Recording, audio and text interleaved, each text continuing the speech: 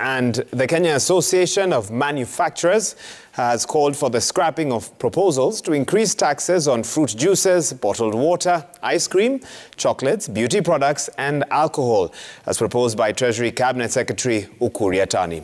The manufacturers, who appeared before the Parliamentary Finance Committee, which is collecting views from stakeholders, said the move will add pressure on the economy, which is already hurting and is yet to fully recover from the COVID-19 pandemic.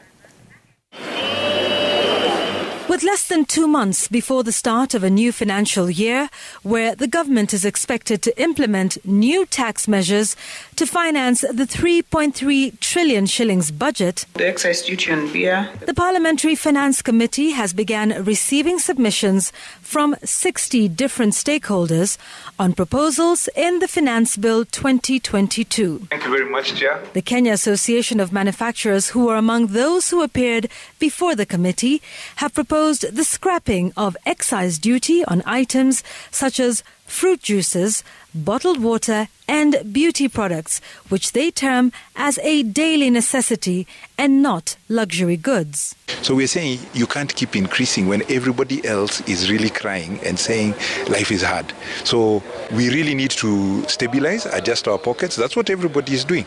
If we were eating a lot of chips, we have to minimize because of the cost of the mafuta. So we're saying government also, please minimize how much you're taking from us. The manufacturers also oppose the increase of excise duty on alcoholic products, which continue to suffer every financial year.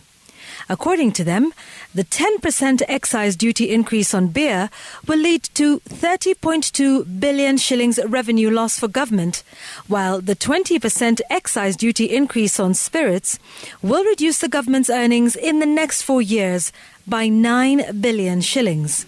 Uganda is currently doing something in the region of 30 shillings per litre.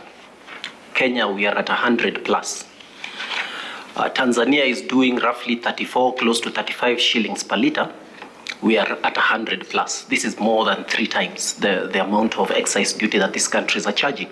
The increase in capital gains tax rate from 5% to 15% and the increase in the rate of digital services tax from 1.5% to 3% also featured prominently. Perhaps a rate of, say, 2%, which is a 0.5% increase from the rate that we currently have, may be more tenable. The East Africa Law Society and KPMG have opposed the proposal that would require a taxpayer who wishes to appeal against a decision by the Tax Appeals Tribunal to deposit 50% of the disputed tax with the Central Bank of Kenya.